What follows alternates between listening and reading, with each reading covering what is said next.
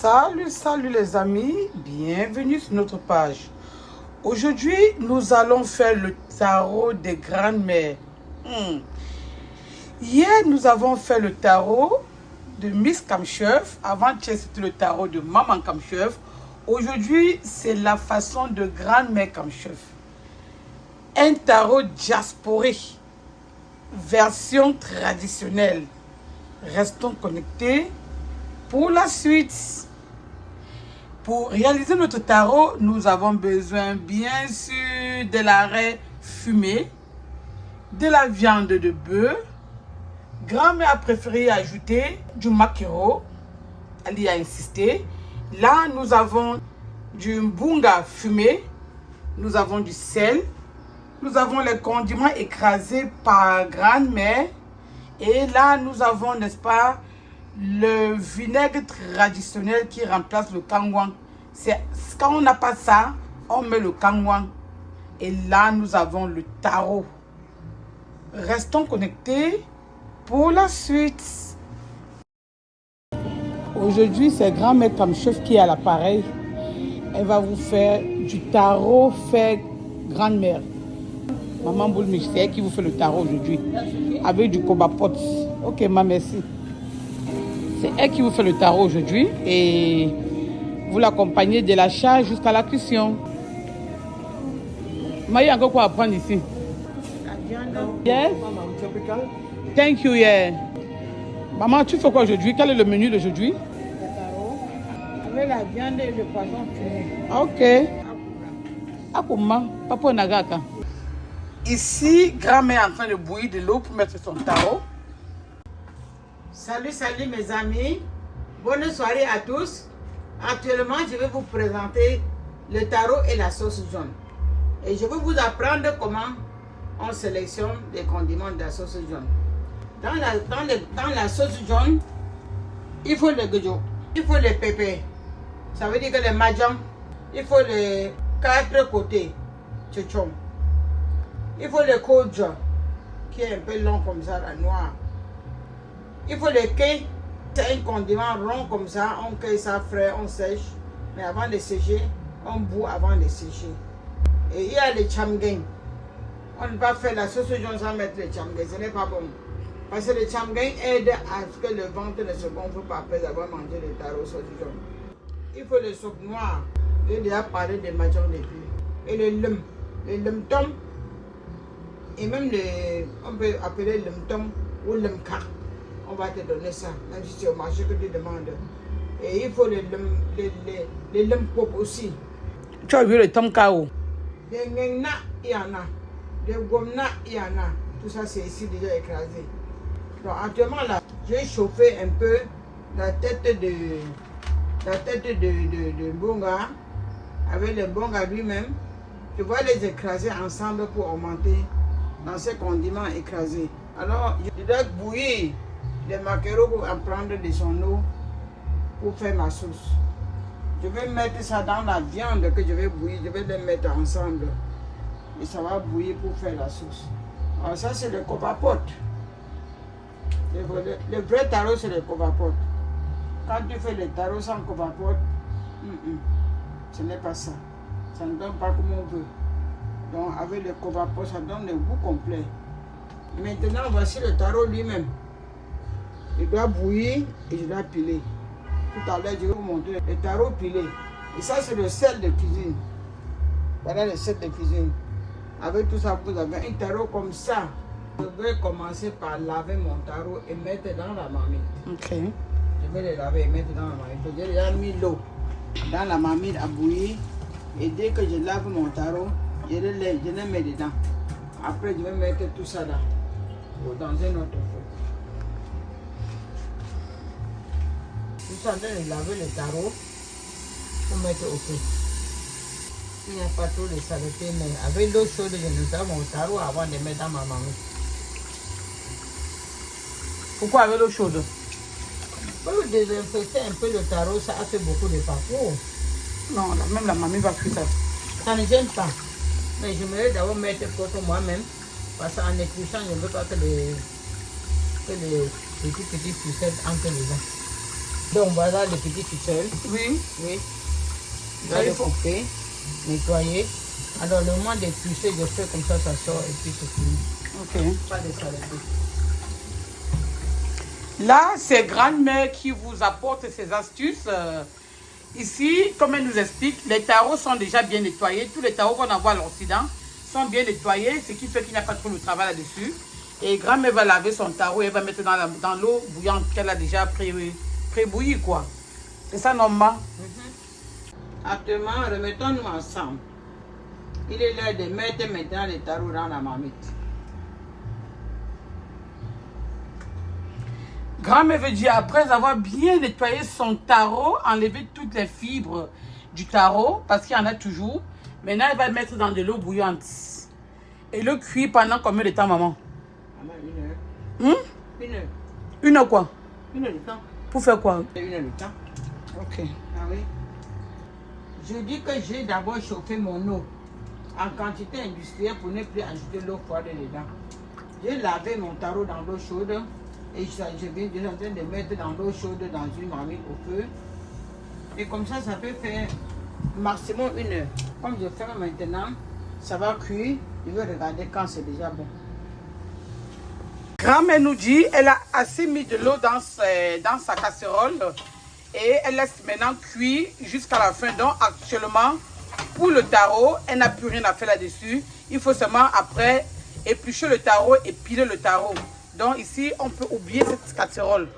Là, c'est affaire close. Maintenant, je vais commencer à laver les extracts de la sauce tarot. Je commence par le covapote.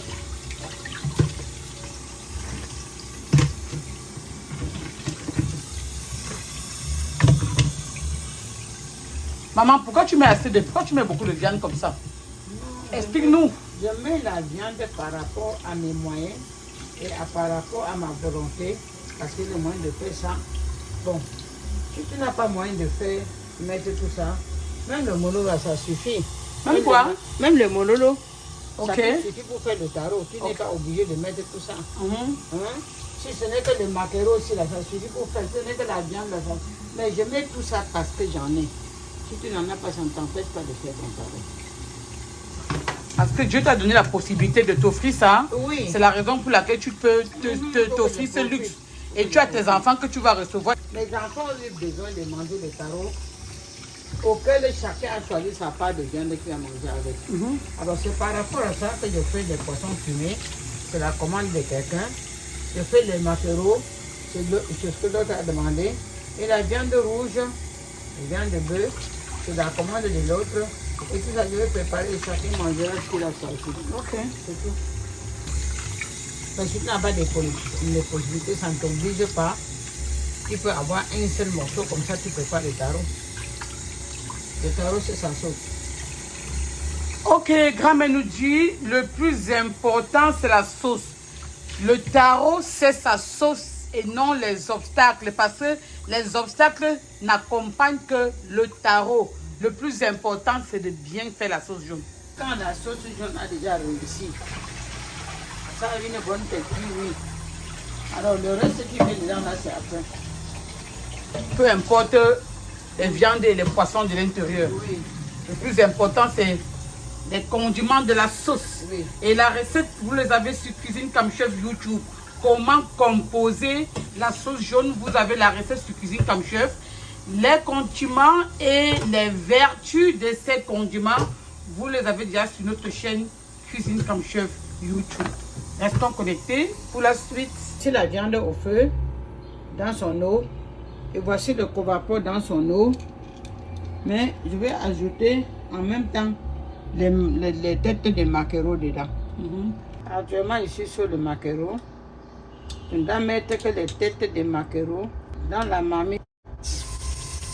Les covapotes, ils vont se faire ensemble.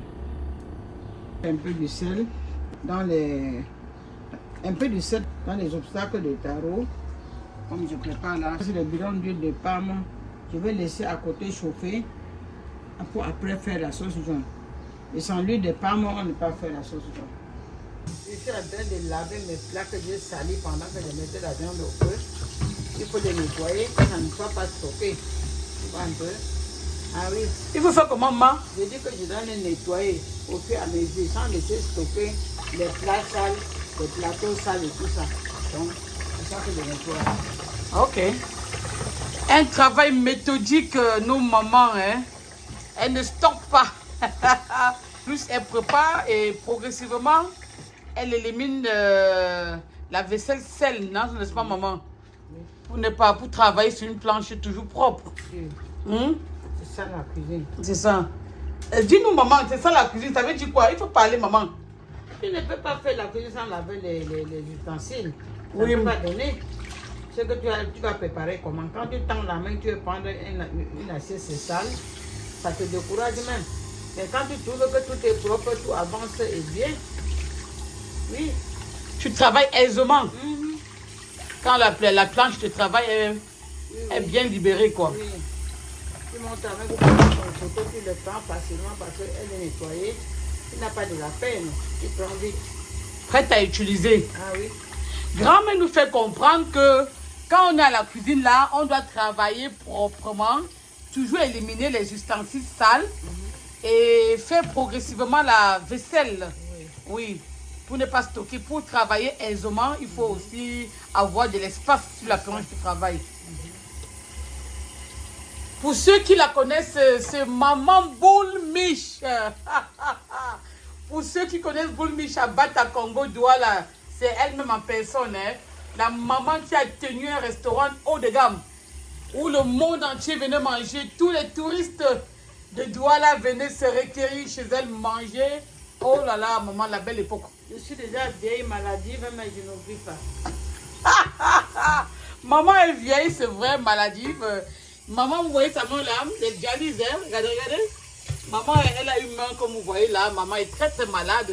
C'est une dialyse patiente. C'est pour ça qu'elle a beaucoup de recettes à vous donner pour ceux qui dialysent comme elle.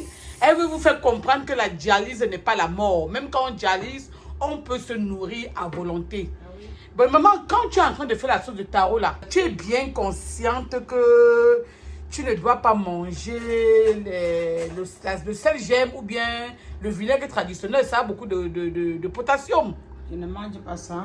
Mais quand je fais la sauce, je prends d'abord ma part à côté. Je finis pour les autres avant de rentrer faire ma part pour ne pas mettre du sel et tout ça. Oh là là. Mais il faut toujours prendre tes médicaments pendant le repas, maman. Heureusement que tu as des médicaments qui peuvent enlever l'excès de phosphore et de potassium dans ton alimentation. Mais j'évite aussi de manger ça. C'est ça, maman, c'est ça. Oh là là là là là là. Mais maman, les gens se demandent, mais comment une grand-mère de ton âge, là, près de 80 ans, qui dialyse, qui... Vas-y, maman.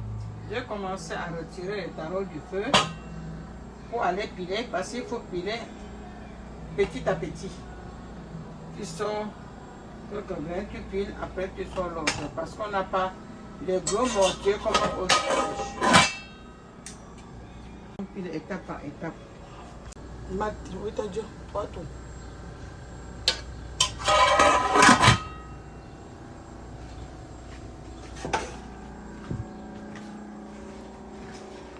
Maintenant, c'est le tour de retirer les tarots dans l'eau. Les tarots doivent rester dans l'eau durant qu'on pile. On doit laisser le tarot vivre dans l'eau. Donc, on doit laisser le tarot permanemment dans beaucoup d'eau. Oui. Pour que le tarot... Ne durcisse pas. Voilà. C'est grand-mère qui a dit. Voilà. Maintenant, pour tout tarot, on a...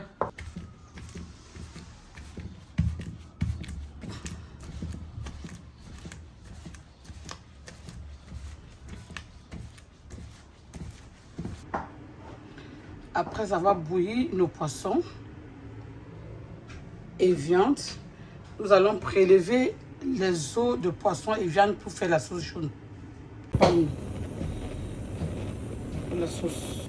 Voilà. Parce qu'on va faire une très très grande quantité de sauce. Et la quantité d'huile et la quantité d'eau nous donne la quantité de sauce à la fin. Voilà l'huile de palme dont nous allons d'abord chauffer. Évitez de mettre le fond d'huile parce qu'au fond de la bouteille, on a toujours la mauvaise huile comme vous le voyez. Voilà.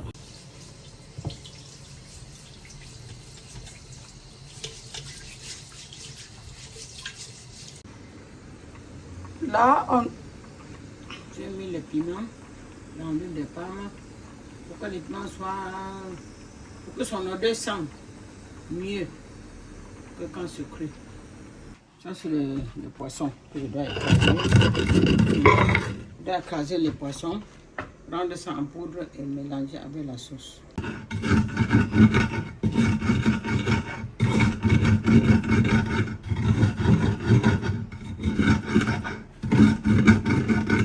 Là, nous avons les condiments de la sauce jaune et là, nous avons la poudre de mbunga.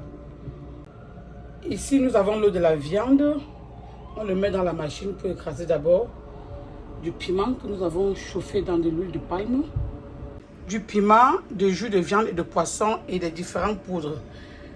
Les épices, c'est taro et la poudre de mbunga. On va écraser.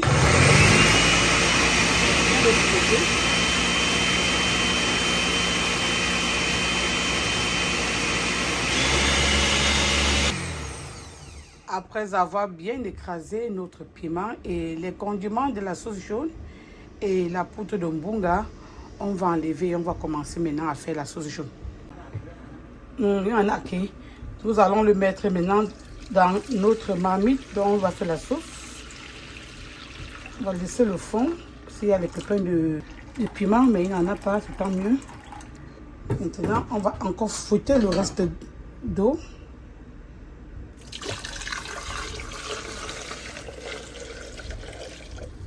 Voilà.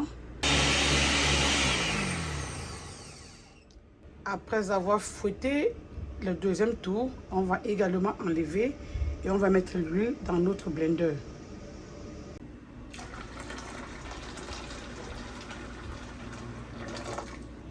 Maintenant, ici, nous allons mettre notre sel gemme que voilà dans notre blender. Nous allons mettre maintenant de l'huile de palme dont nous avons préalablement chauffé. Voilà.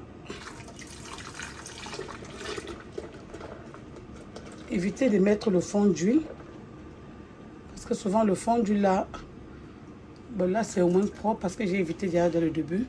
Encore du tarot.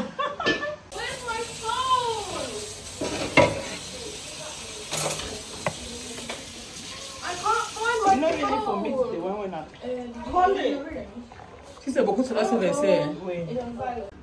À ça, on va ajouter, n'est-ce pas, un peu d'eau pour un début. Comme on peut aussi ne pas ajouter l'eau pour un début, on peut le fouetter également ainsi avant d'ajouter l'eau après. Nous avons rien que de l'huile de palme et du vinaigre traditionnel ou bien le sel gemme si vous n'en avez pas. C'est bon jusqu'à... Waouh. Tu as vu quand on fait ça, ça mousse, ça gonfle. Ça gonfle, ça devient beaucoup, hein?